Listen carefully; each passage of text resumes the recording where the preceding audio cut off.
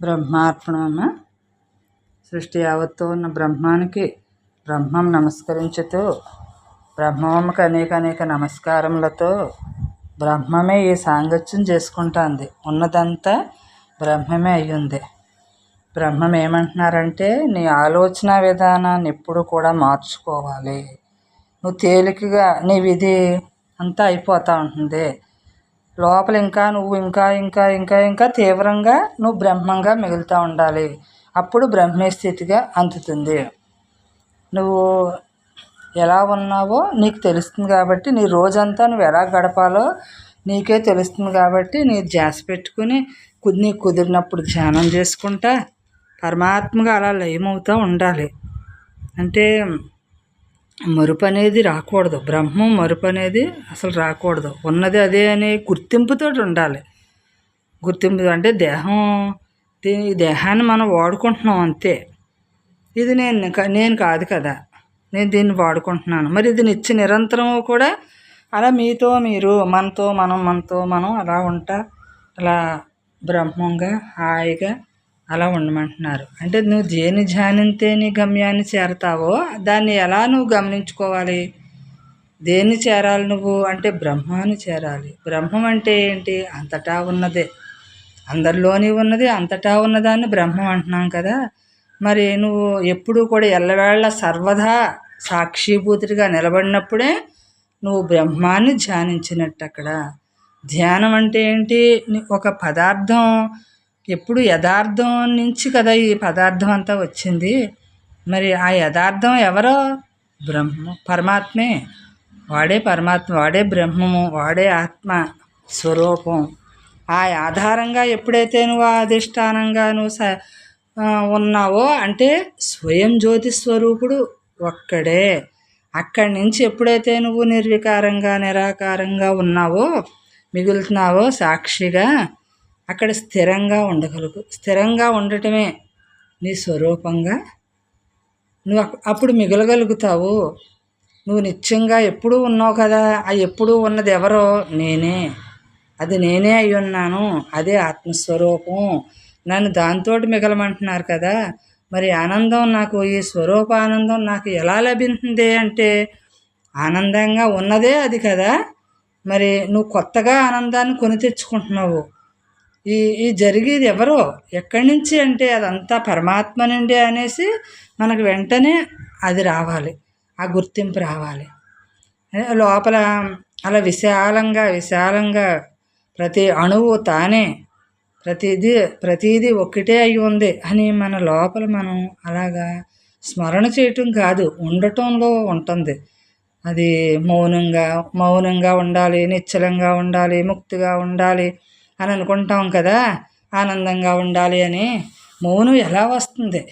ఎప్పుడైతే నీకు ఇదంతా నాలో నుంచే జరుగుతుంది అన్నప్పుడు, విడిగా చూడనప్పుడు మౌనం వస్తుంది. ఆ మౌనం వచ్చి ఏం చేస్తుంది? అది నిశ్చలంగా ఉంటుంది కాబట్టి, విశాలంగా నిశ్చలంగా ఉంటుంది కాబట్టి, అది లోపల కదిలికుండదు కాబట్టి అక్కడ ఆనందం ఉందని తెలుసుకుంటావు. మరి ఇప్పుడు ఎక్కడైనా ఆనందమే కనిపిస్తుంది. తర్వాత నెక్స్ట్ ఎలా ఉంటుంది? నువ్వుగా నేనే అదయ్యో అన్నాను కదా. నేను లేని చోటు ఎక్కడా లేదు కదా. మరి అది ఆనందమే కదా.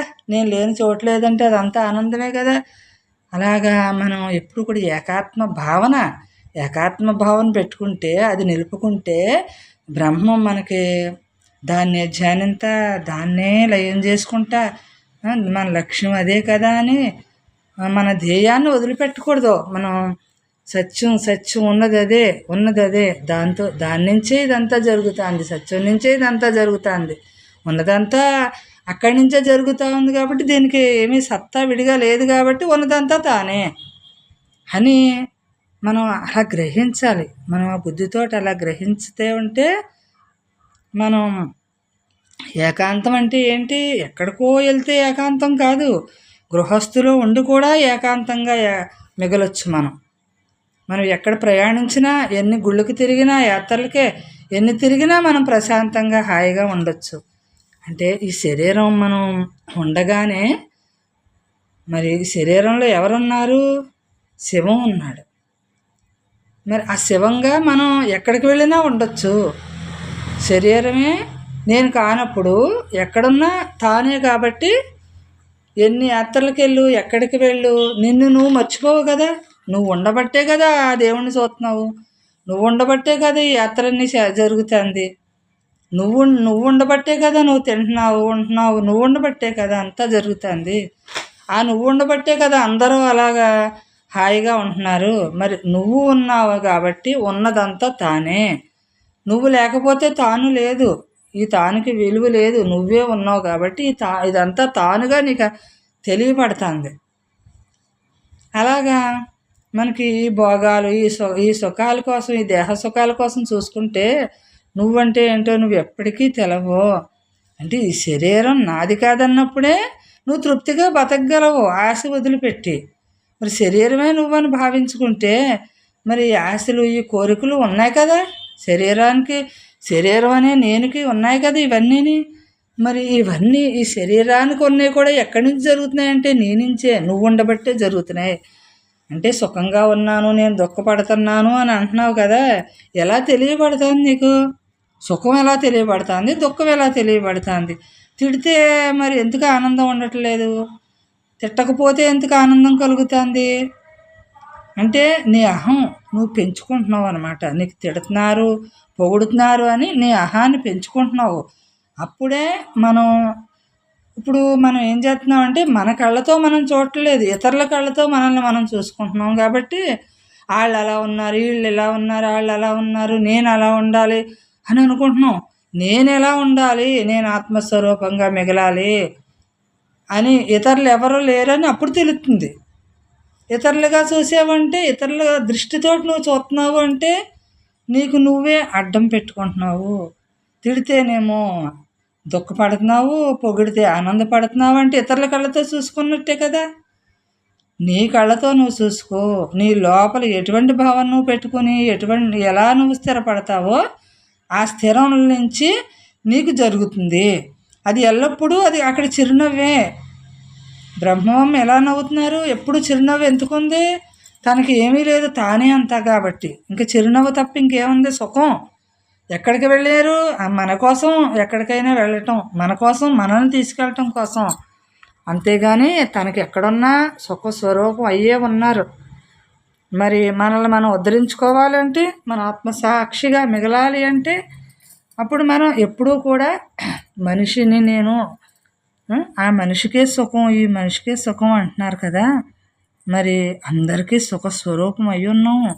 ఎవరైనా మనల్ని మనం ఉద్ధరించుకోవటం కోసం జ్ఞానం సంపాదించుకుని మనల్ని మనం ఉద్ధరించుకోవటం, గడపటం కోసమే మనం ఈ భూమి మీదకి వచ్చాము. అందుకే వచ్చాం. మరి అలా సాక్షిగా మనం మిగలాలి. జ్ఞానం అంటే ఏంటి? పరమాత్మే. జ్ఞానం విడిగా లేదు, అజ్ఞానం విడిగా లేదు. ఉన్నదంతా పరమాత్మ అని మన బ్రహ్మం ఎప్పుడు చిరునవ్వుతూ ఉన్నారు కదా.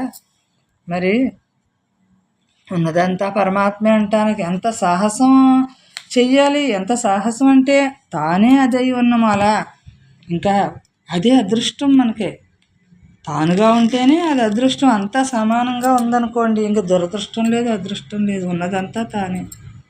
మమకారం ఉండదు, అహం ఉండదు, నేను అన్న అహం ఉండదు. ఇవన్నీ తొలగిపోతాయి. అంటే జ్ఞానం అభివృద్ధి చేసుకుని కొలిది ఇవన్నీ కూడా తొలుగుతాయి. మరి అది మనం ఎలా చేసుకోవాలి? పరిపూర్ణంగా మనం చేసుకోవాలి. మనకు మనమే. ఆకారం లేదు, వికారం లేదు, ఏమీ లేదు, ఉన్నది నేనే, నా స్వరూపమే ఉంది అని మన ప్రతి కదలిక తానేగా ఉండాలి. ఈ కదలిక విడిగా కనిపించకూడదు. మన ఆలోచన విధానాన్ని అంతటిని అలా మలుచుకుని అప్పుడు మన నడత మనకే తెలుస్తుంది. మన నడత అంటే ఆత్మదర్శనం అంటే మనం హాయిగా అలా మిగులుతాం. మరి మిగిలి లోపల ఉన్నది నేనే అని అనుకోకుండానే అది అలా మిగులుతూ ఉంటుంది కదా. అప్పుడు ఈ శరీరాన్ని చూస్తాం, దాన్ని చూస్తున్నాం. మరి ఎవరిది చూసేది? ఎవరో తానే అని మనం అలా గ్రహించుకోవాలి. ఆత్మజ్ఞానం అలాగ మనం స్వీకరించాలి. ప్రతిదాన్ని స్వీకరించి ఇలా ఆత్మజ్ఞానం సంపాదించుకోవాలి. ప్రతి ఒక్కళ్ళని అందరినీ ప్రేమించాలి అంటే నువ్వు ఆత్మగా మిగిలినప్పుడే అక్కడ ప్రేమించగలుగుతావు. లేకపోతే నీ అహంకారం రాహిత్యం అన్నప్పుడు అక్కడ నీ గుణాలు విజృంభించినప్పుడు అక్కడ ప్రేమ లేనే లేదు. అసలు అది సరైన ప్రేమే కాదు. ఆ విధానం తెలియాలి. ఆ విధానం తెలిస్తేనే బ్రహ్మం తప్ప రెండోది లేదని దుఃఖంలో పడం. ఇంకా దుఃఖం ఎవరికి కలుగుతుంది? అసలు దుఃఖం దేనికి వల్ల వస్తుంది? మనసు పెడుతున్నావు కాబట్టి దుఃఖం కలుగుతుంది నీకు. ఎల్లవేళలో ఉన్నది బ్రహ్మమే కదా. దేహానికి కదా దశలు మారుతున్నాయి, నాకు దశలు మారట్లేదు కదా. నేను బ్రహ్మాన్ని అయి ఉన్నాను కదా, ఎల్లవేళలో ఉన్నాను కదా. అంటే దేని మీద మమకారం లేకుండా ఉండాలి. మమకారమే మనకు అన్ని రకాలుగానే అనర్థం. బ్రహ్మంగా ఉన్నప్పుడు ఈ మమకారాలు, ఈ దుఃఖాలు ఏవి మర్చిపోతాం. ఇవన్నీ కూడా మర్చిపోయి బ్రహ్మంగా నిలబడతామే చూసుకుంటాం. ఇంకెంతసేపు ఊరికే ఉండటం చూసుకుంటాము. ఎవరిని చూసినా ఊరికే చూస్తాము. వాళ్ళ రూపం, రంగు, రుచి దృష్టి పెట్టుకోకుండా ఊరికే చూడటం, ఇలా అలవాటు చేసుకోవాలి. అలా నేను బ్రహ్మం కదా, బ్రహ్మంగా మిగలాలి కదా. నేను ఇన్ని రోజులు తత్వం తెలియక ఇలాగ కొట్టుమిట్టాడిపోయి దుఃఖంలో పడ్డాను కదా. ఇప్పుడు తత్వం తెలిసాక ఎంజాయ్. ఎందుకు ఎంజాయ్ చేయించున్నారు అందరి చేతనే? ఆఖరి శ్వాస వరకు ఈ బ్రహ్మంగా ఎంజాయ్ చెయ్యండి మీరు. అంటే రోజు రోజుకి మీ భావన తగ్గిపోతుంది. దేంతో ఎంజాయ్ చేస్తే ఉన్నది బ్రహ్మమే అనేసి ఏదైనా సరే బ్రహ్మంగా చూడండి, బ్రహ్మంగా వినండి. అంతా బ్రహ్మంగా ఉంటే అయ్యో ఇదంతా నాకు ఇవన్నీ కోల్పోతానేమో, ఇవన్నీ నాకు మళ్ళీ దేహం వస్తుందో లేదో అనిపించవచ్చు. కానీ దేహభావంతో ఉన్నప్పుడు కంట బ్రహ్మభావంతో ఉన్నప్పుడు ఇంకా అన్నీ ఎంజాయ్గా జరుగుతూ ఉంటుంది. మనకు తెలియకుండానే మనం ఆనందాన్ని అనుభవిస్తూ ఉంటాం. ఆ ఆనందం అస్సలు శాశ్వతమైంది కదా, ఎప్పుడూ ఉంది కదా. అది శుద్ధంగా ఉంది, బుద్ధంగా ఉంది కదా. మరి మరి మరి దానికి అలా మిగలాలి అంటే మనకు సత్సంగం అవసరం. సత్తువుతో సాంగత్యం, పరమాత్మతో సాంగత్యం అవసరం. గ్రంథంతో అవనివ్వండి, మన బ్రహ్మంతో అవనివ్వండి. ఎప్పుడు ఇవే మాట్లాడుకుంటా, ఇవే వింటా, ఇవే చూసుకుంటా. మన పనే ఇది. అసలు మనం దీనికోసం వచ్చాము, ఈ పని చేసుకుంటున్నాం. ఎంత బాగుంది హాయిగా. అలాంటప్పుడు ఈ హాయి ఎక్కడి నుంచి ఎవరైనా ఇస్తారా? విషయాల్లోకి వెళ్తే ఈ ఆనందం దొరుకుతుందా? అస్సలు మన అనుభవమే మనకు ఆనందం. అలా బ్రహ్మానుభవమే మనకు ఆనందం. అంటే ఊరికే ఉంటాం కదా, అందుకని అసలైన ఆనందాన్ని పొందుతూ ఉంటాం అన్నమాట. అసలు ఇదా నేను ఎన్నాళ్ళ నుంచి కోల్పోయింది ఇదా? ఓహో, ఏమీ కలగజేసుకోకపోతే నాకు ఈ ఆనందం ఉందా? కలగజేసుకుంటా ఉంటే నాకు దుఃఖం మిగులుతుందా? ఓహో, నా విధిని ఎలా తయారు చేసుకుంటే నేను అలా మిగులుతున్నానా నేను? అయ్యో, ఈ విధిని ఎలా తయారు చేసుకుందాం? బ్రహ్మంగా మిగలటానికి చూసుకుందాం. ఎంజాయ్, అదే ఎంజాయ్ అంటారు కదా. ఎంజాయ్ చేయాలి అంటే బ్రహ్మ భావన వల్లనే స్థిరపడితేనే మనకి ఎంజాయ్ లభించింది. దేహం నువ్వు కాదు, నువ్వు బ్రహ్మానివి, నువ్వు బ్రహ్మానను దాన్ని చెప్పుకునే కొలిది అది దారి అయిపోతూ ఉంటుంది. దగ్గర అవుతూ ఉంటుంది. జన్మలు ఖాయం చేసుకోదు, ఇంకా జన్మలను తగ్గించేసుకుంటూ ఉంటుంది. జన్మలను తగ్గించుకుంటుంది, బ్రహ్మానికి దగ్గర అవుతుంది కాబట్టి జన్మలను తగ్గించుకుంటుంది. ఏమీ లేని స్థితి అంటారు కదా. ఆ ఏమీ లేని స్థితిగా ఉన్నప్పుడే హ్యాపీగా మిగులుతాము. ఏం లేదు, శ్మశానానికి వెళ్ళేదాకా కూడా మనకి ఏమీ చూడక్కర్లేదు. ఎందుకంటే శ్మశానానికి వెళ్ళిన తర్వాత ఏం జరుగుతుంది? బ్రహ్మంగా మిగులుతుంది. మరి ఇప్పుడు ఈ బ్రహ్మంగా మనకి ఆఖరి శ్వాస వరకు బ్రహ్మంగా మిగలటమే. మన వ్యవహారం అంతా కూడా బ్రహ్మంగా. ఏడవటం ఉండదు, ఇంకా మనకి ఏడుపు దుఃఖం రాదు ఇంకా. మరి అంటే ఈ వ్యవహారాలన్నీ కూడా మనం ఎంజాయ్ చేస్తున్నాం. వ్యవహారాన్ని నేను అనే భావన లేకుండా ఎంజాయ్గా నడుపుతున్నాం ప్రతి దాన్ని. అంటే మనకి ఎటువంటి పరిస్థితి ఉన్నా సరే తలకిందులు బ్రతుకుని కూడా మనం బ్రహ్మంగానే జీవిస్తున్నాం. బ్రహ్మంగానే మన మరణం కూడా బ్రహ్మంగానే ఉంటుంది. అంటే మన సుకృతం కొలిది మనం ఇలా బ్రహ్మాన్ని మనకు దొరికింది. సుకృతం కొలిది దొరికిందని మనం వినియోగించుకుంటున్నాం. జన్మ సార్థకం చేసేసుకుంటున్నాం అన్నమాట. అంటే మనం మరి సాక్షిభూతుడిగా మిగలాలి కదా. సాక్షిభూతుడిగా ఊరికే అలా తటస్థంగా ఉండటమే కదా, ఉండటం కోసమే కదా మనం ఈ ఏడుపు అంతానే. అలా మిగలటం తెలియకే కదా ఈ ఏడుపు. మరి నేను బ్రహ్మాన్ని అయి ఉన్నప్పుడు, నాలో బ్రహ్మం ఉందన్నప్పుడు నేను ఎలా మిగలాలో నేను తెలుసుకోవద్దు? మరి ఎవరో చెబితే నేను ఎలా తెలుసుకోగలుగుతాను అంటే, ఎవరో చెప్పిన దాన్ని బ్రహ్మం చెబుతున్నాడు, బ్రహ్మమే వింటున్నాడు, బ్రహ్మమే మాట్లాడుకుంటున్నాడు. అన్నీ బ్రహ్మార్పణమైన జీవితమే కదా. ప్రతిదీ ఇదంతా కూడా బ్రహ్మార్పణమే, బ్రహ్మమే జరుగుతుంది కాబట్టి బ్రహ్మమే. నేను అనవసరంగా ఇది కాదు అవును అని నేను మనసు అనుకుంటాను కాబట్టి మరి దీన్ని విడిగా చూస్తున్నాను అంతే. జరిగేదంతా బ్రహ్మమే అంటే నేనెవరిని ఇక్కడ కలగజేసుకోవటానికి? నేననేది లేకపోతే ఇంత హాయి ఉంది కదా నాకు. అంటే నేను అనేది ఎప్పుడైతే లేదో, నాది అనేది ఎప్పుడైతే లేదో మనకి, అప్పుడు అసలైన హాయిని అనుభవించగలుగుతాము మనం. అంటే శాశ్వతమైన ఆనందాన్ని అనుభవించాలి, కానీ అశాశ్వతమైన ఆనందం నాకు ఎన్నాళ్ళు ఉంటుంది? ఆనందం ఎన్నాళ్ళు ఉంటుంది? అవతల నుంచి నాకు ఎదురు తిరిగితే, ఎవరు ఎదురు తిరిగినా నాకు ఆనందాన్ని కోల్పోయినట్టే కదా. నేను ఇప్పుడు ఏ విధి అయితే తెచ్చుకున్నానో రేపు నా భవిష్యత్తు అంతా కూడా ఆ విధి జరుగుతుంది కదా. ఇప్పుడు నేను బ్రహ్మానందాన్ని అనుభవిస్తున్నానంటే, ఎప్పుడు ఏ క్షణమైన ఆనందాన్ని అనుభవిస్తున్నానంటే మరి ఎప్పుడూ కూడా ఉన్నది అదే కదా. అంటే మనం ఏ స్థితిలో అయినా సరే బ్రహ్మంగా సాక్షిభూతుడిగా ఉన్నది వాడే అనేసి గ్రహించాలి, చూడాలి, గ్రహించాలి దాన్ని. అలా ఊరికే ఉండాలి. మనకి లోపల జరుగుతూనే ఉంటుందమ్మా. ఆ జరిగేదాన్ని ఊరికే చూడు, ఏమవుతుంది నీకు? జరిగేదాంతో నువ్వు ఎందుకు కలిసిపోతున్నావు? నువ్వు ఊరికే చూడు అంతే. చూడగా నువ్వు అది ఒకటే, విడిగా కనిపించదు. ఇంకా చూసేది మాత్రం విడిగా చూడు ముందు. తర్వాత ఏకమే అద్వితీయం బ్రహ్మం ఏకమయ్యే ఉందని చెబుతున్నారు కదా. మన బ్రహ్మం ఎప్పుడూ ఉంది, ఎల్లవేళ ఉందంటున్నారు. ఆ ఎల్లవేళలా ఉన్నదే మనకు సొంతమే, మన సొత్తు అది. అది ఏ ఒక్కరి సొత్తు కాదు, అందరిదేని.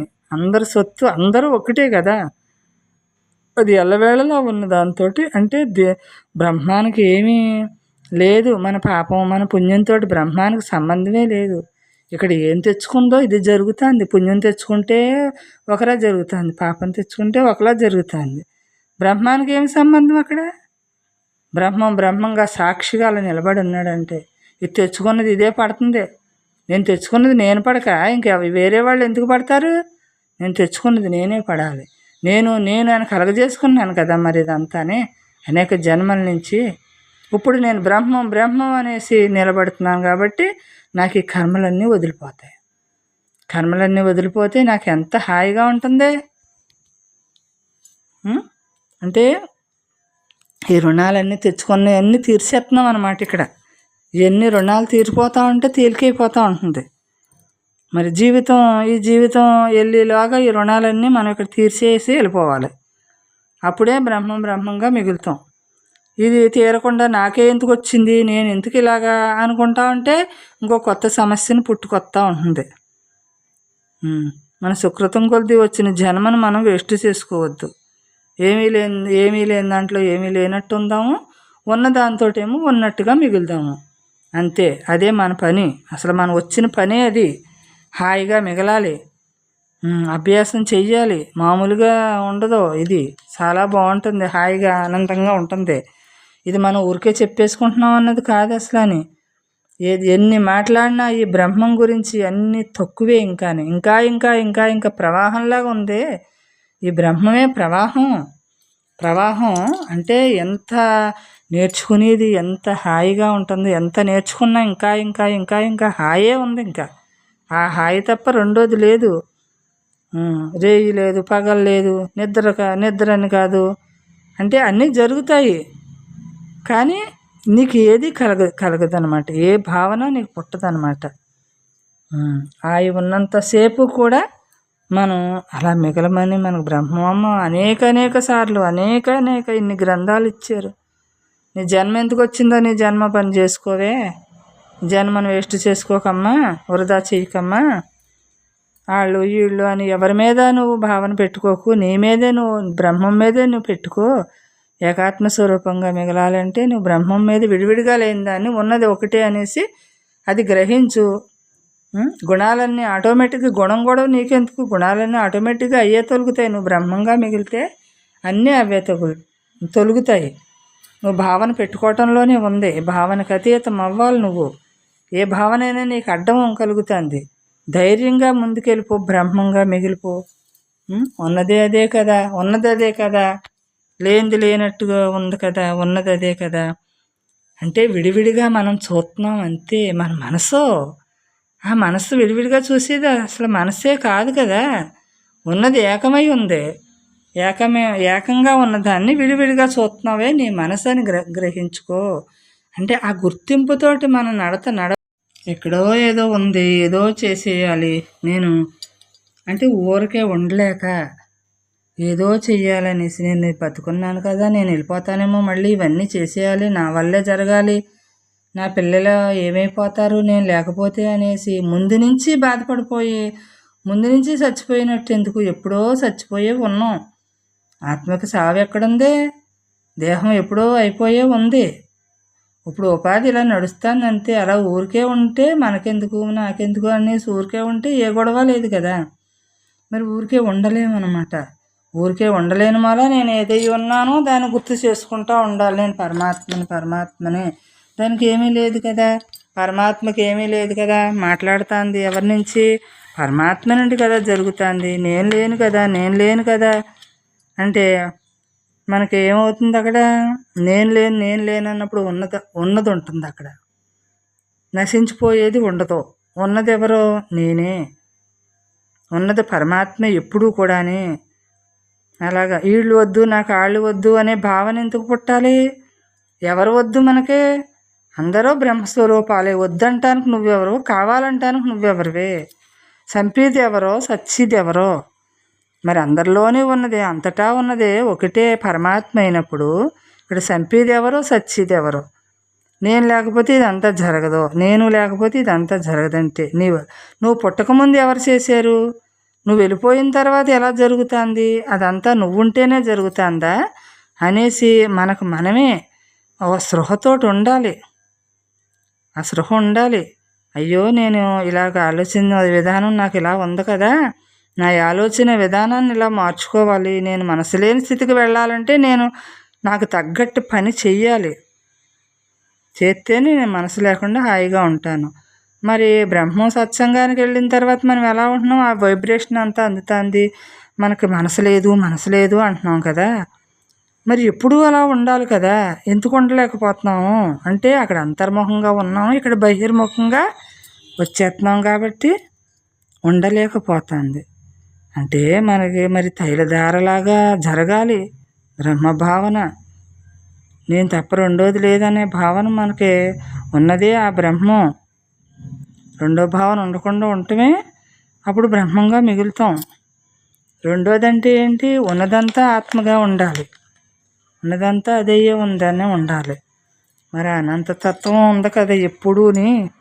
మరి మార్పు చెందేవాడు ఎవరో? ప్రకృతి ఎప్పుడు మార్పు చెందుతుంది. మార్పు చెందినవాడు పరమాత్మ. మరి ప్రకృతి ఎవరో? భగవంతుడి నుంచే నడుస్తుంది కానీ భగవంతుడి సత్తా లేకుండా నడవట్లేదు కదా. దేహభావన నశించాలి, బ్రహ్మభావన స్థిరపెట్టుకొని ఇదంతా కూడా ఈ ప్రకృతిలో ప్రతిదీ కూడా పరమాత్మే అయి ఉందని, నశించిన వాడు ఎప్పుడూ కూడా ఉన్నాడు, ఎప్పుడూ ఉన్నాడు. ఇదంతా కూడా జరిగేది నశించిపోతుంది. నాలోనే అందరిలోనే అంతటా వ్యాపించి ఉన్నవాడు వాడే కదా, నశించిన వాడిని కదా నేననేసి మనతో మనం అలాగా సర్వవ్యాపకుడిని కదా నేను, సర్వాంతర్యామిని కదా నేను అనేసి ఇలా మనం చేసుకోవాలి. ఏది మననం చేస్తే అదే మనకు అందుతుంది. ప్రపంచంలో మననం చేస్తే అది అందులో ఉంటాం. బ్రహ్మంగా మన స్థిరపడాలి అంటే ఈ మననం మనకు జరగాలి. జరగ్గా సర్వవ్యాపకుడిని నేనే అనే స్థితికి ఎదగమంటున్నారు మనల్ని. విడివిడిగా ఉంటున్నావు నువ్వు, ఉన్నది ఒక్కటే అనేసి గ్రహించు. మరి అవకాశాన్ని సద్వినియోగం చేసుకో. ఎప్పుడు ఈ అవకాశం నీకు వస్తుందో నీకు తెలియదు కదా. ఎవరి ఆయువుని బట్టి వాళ్ళకి ఉంటుంది. అన్నీ ఉట్టి కౌరులు చెప్పేసి మాయ చేసేస్తారు. జాగ్రత్తగా ఉండు అని నువ్వు చెప్పుకో. ఇదంతా మాయా ప్రపంచం. ఈ ప్రపంచంలో ప్రతిదీ కూడా బ్రహ్మమే అయి ఉంది, కానీ నాకు లేనిది ఉన్నట్టుగా కనిపిస్తుంది కాబట్టి నేను పరమాత్మగా మిగలాలి కదా. మరి మిగలాలి అంటే నాతో నేను ఎలా ఉండాలి నాకు తెలియాలి కదా. నాతో నేను ఎలా ఉండాలి, నాకు ఈ టైముని ఎలా వినియోగించుకుంటున్నాను, వేస్ట్ చేసేసుకుంటున్నాను నా టైంని అనుకుంటున్నామే. అస్సలు మనకి వేస్ట్ అవ్వట్లేదు. 24 గంటల టైంలో మనం ఎంతైనా మనం బ్రహ్మంగా నిలబడవచ్చు ప్రతి దాన్ని. అంటే 24 గంటల్లో 24 గంటలో కూడా ఉన్నది అదే కదా అని ఆ దృష్టి రావాలి మనకి. అది కొంచెంసేపు నేను బ్రహ్మంగా ఉంటేనే బ్రహ్మం ఉన్నట్టు కాదు కదా, ఎప్పుడూ ఉంది కదా. ఎప్పుడూ ఉన్నదాంతో నేను ఎప్పుడూ మిగలాలి. అసలు మరి దేని మీద అప్పుడు స్పందన రాదు కదా. ఎప్పుడూ అలా మిగులుతామంటే దేని మీద నీకు కదిలిక ఉండదు, లోపల కదిలికలు తగ్గిపోతూ ఉంటాయి. బ్రహ్మంగా స్థిరపడుతూ ఉంటుంది. ఇదిలో ఏది జరుగుతుందో ఆటోమేటిక్గా జరిగిపోతుంది, నువ్వు తప్పించలేవు కదా. అలాంటప్పుడు నీ ఆలోచన ఎందుకు వినియోగించాలి? నీ శక్తిని, మన శక్తిని దారిపోయకూడదు కదా. ఎవరి మీద దారిపోతున్నావు? మన శక్తిని లేని దానికి దారిపోసేస్తున్నాం. ఉన్నదానితో ఉన్నట్టు ఉండటానికే మన శక్తిని, ఈ బ్రహ్మీ శక్తి, ఇది మామూలు శక్తి కాదు. బ్రహ్మం అంటేనే మనకి ఇవన్నీ మరి ఎలా జరుగుతుంది? బ్రహ్మం కాకపోతే ఎలా జరుగుతుంది? ఎలా అరిగింతుంది? ఎలా తినిపింతుంది? ఎలా అరిగింతుంది? ఇవన్నీ మనకి ఎలా తెలియబడుతున్నాయి? బ్రహ్మంగా నిలబడటమే కదా మన అసలైన మన ధ్యేయం. అలా నిలబడటం కోసం అంతా నేనే గాఢ నిద్రలో నేనున్నాను, స్వప్నంలో నేనున్నాను, సుషుప్తిలో నేనున్నాను. నేను ఎప్పుడు లేను? నేను ఎక్కడ లేను? యాత్రకి వెళ్ళినా నేనే ఉన్నాను, యాత్రకి వెళ్ళకపోయినా నేనే ఉన్నాను, గృహస్థులో నేనే ఉన్నాను. మరి ఎక్కడ నేను లేను? ఆ అసలైన నేను చూసుకుంటామంటే మన కాలక్షేపం ఆటోమేటిక్గా అయ్యి అక్కడికి వెళ్ళలేదు, ఇక్కడికి వెళ్ళలేదు, నేను అవి చూడలేదు, ఈ చూడలేదు అన్న భావన పుట్టదు. ఇంకా ఎక్కడైనా నేనే ఉన్నాను. మరి నేను లేని చోటు లేదు కదా. మరి లేనప్పుడు నేను ఎక్కడికో వెళ్ళి నేను ఏం ఆనందపడతాను? ఆ ఆనందం నాకెందుకు? అక్కడికి వెళ్ళినా నేను అదే ఉందే అనేసి ఆ ఆనందంతో నేను మిగలాలి, బ్రహ్మానందంతో నేను మిగలాలి. బంధం కలగజేసుకుని బాధ్యత పెట్టుకుని కావాలని నేను బ్రహ్మంగా ఉండలేకపోతున్నాను అనుకుంటే దానికి ఎవరు ఏమీ చేయలేరు. ఈ బాధ్యత, ఈ బంధాలు ఇవన్నీ బ్రహ్మం చూసుకుంటున్నాడు. నువ్వెవరివే? ఇవన్నీ జరుగుతున్నాయి, నువ్వు చేస్తున్నావు. ఎలా చేస్తున్నావు? భావన లేని స్థితిలో జరగాలి. నేను నా వలన జరుగుతుంది అనే భావన లేకుండా ఇదంతా కూడా జరుగుతుంది. అంటే నీకు ఒత్తిడి లేదనమాట, ఒత్తిడి లేని ప్రయాణం అన్నమాట ఇదంతా కూడా.